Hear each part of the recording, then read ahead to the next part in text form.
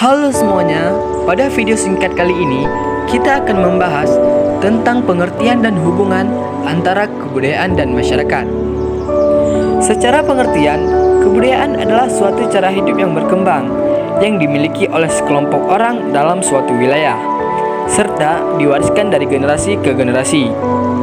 Sedangkan pengertian dari masyarakat adalah suatu kelompok manusia atau individu yang tinggal di suatu wilayah secara bersama-sama dan saling berhubungan. Adapun secara hubungan, kebudayaan sangatlah erat hubungannya dengan masyarakat, karena segala sesuatu yang terbentuk dalam masyarakat itu ditentukan oleh kebudayaan yang dimiliki oleh masyarakat itu sendiri. Contohnya adalah seperti agama, bahasa, cara berpakaian, adat istiadat, dan lain sebagainya. Baik, begitulah pembahasan kita pada video singkat kali ini. Semoga bermanfaat bagi Anda semua dan sampai jumpa pada video berikutnya.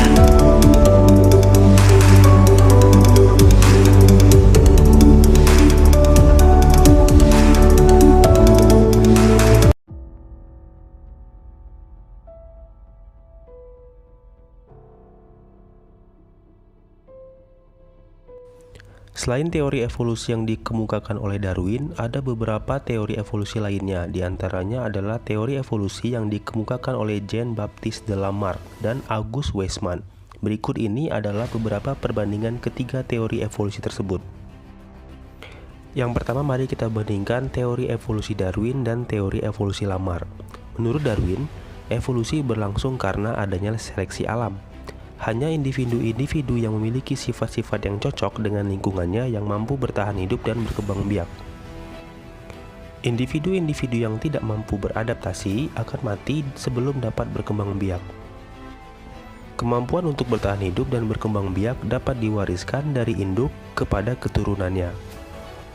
Sebagai contoh, Darwin berpendapat panjangnya leher jerapah merupakan salah satu contoh seleksi alam. Pada awalnya, jerapah memiliki panjang leher yang bervariasi.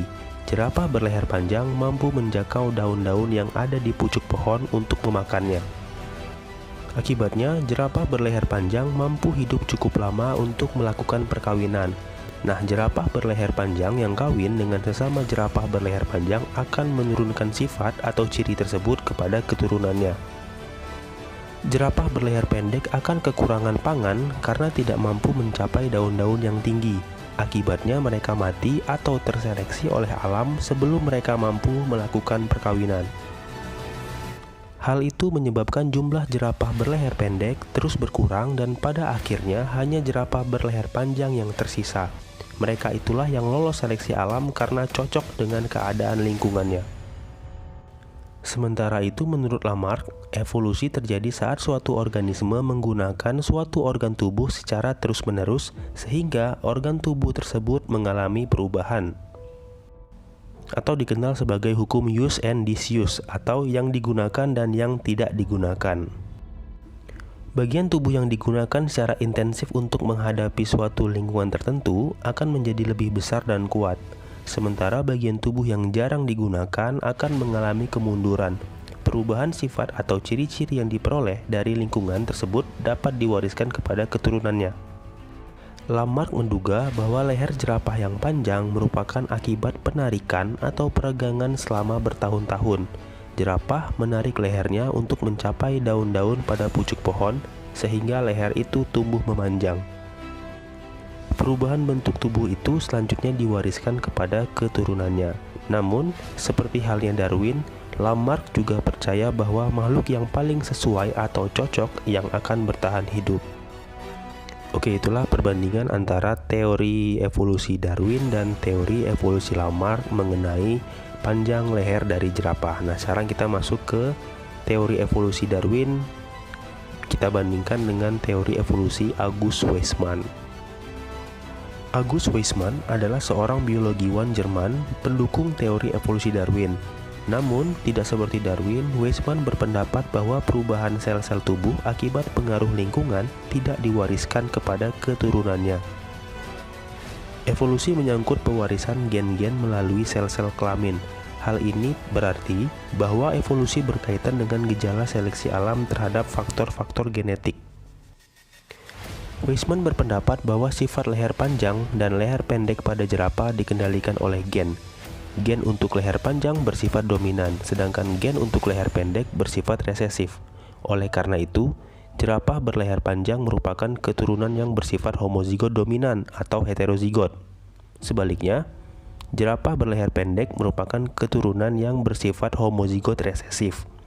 Jerapah berleher pendek yang homozigot resesif tidak mampu beradaptasi dengan lingkungannya sehingga akhirnya punah. Sedangkan yang ketiga, kita akan membandingkan teori evolusi Lamarck dengan teori evolusi Weismann. Lamarck berpendapat bahwa makhluk hidup beradaptasi terhadap lingkungannya dengan cara menggunakan organ tubuhnya. Kemudian sifat atau fungsi organ tersebut diwariskan kepada keturunannya. Berdasarkan teori tersebut, menurut Lamarck, nenek moyang rusa tidak bertanduk. Namun, karena sering mengadu kepala, maka tanduk tumbuh di kepala rusa. Teori Lamarck tersebut ditentang oleh Weismann. Weismann berpendapat bahwa perubahan sel-sel tubuh akibat pengaruh lingkungan tidak diwariskan kepada keturunannya. Weismann membuktikan teorinya dengan menggunakan tikus. Weismann mengawinkan 2 ekor tikus yang masing-masing ekornya dipotong. Kemudian, anak-anak tikus yang sudah dewasa tersebut dipotong ekornya dan dikawinkan dengan sesamanya. Hasilnya, tetap anak-anak tikus yang berekor. Weismann melakukan percobaan ini sehingga 21 generasi tikus dan hasilnya tetap sama. Semua tikus yang sudah dipotong ekornya tetap memiliki anak yang berekor. Sekian pembahasan kita kali ini tentang perbandingan teori evolusi Darwin, teori evolusi Lamarck, dan teori evolusi Weismann.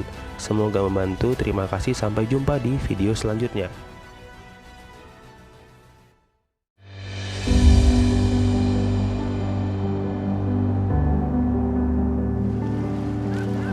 Seperti berlian berserak di Khatulistiwa, 17.000 pulau terhampar luas di seluruh Indonesia.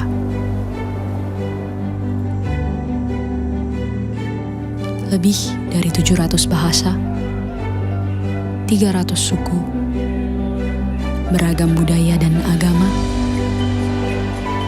tak mampu menghalangi kita menjadi bangsa yang satu.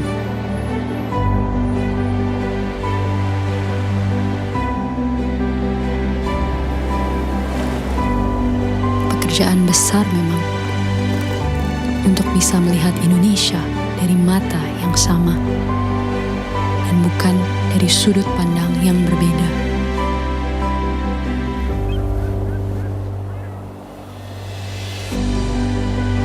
Tetapi ini Indonesia, tanah kaya yang masyhur akan perbedaan dan keramahannya.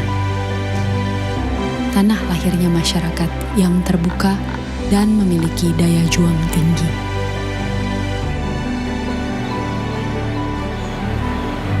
Cukuplah Indonesia diikat dan dirajut oleh Pancasila, yang di bawah naungannya hidup kita damai dan tentram selama berpuluh tahun.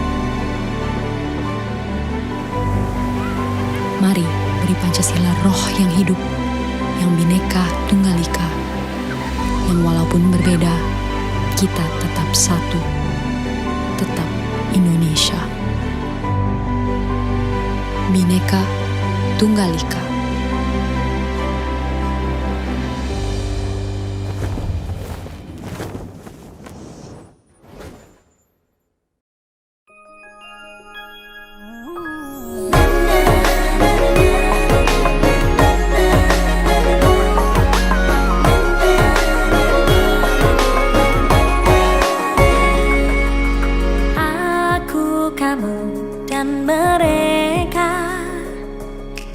Satu rahim Indonesia.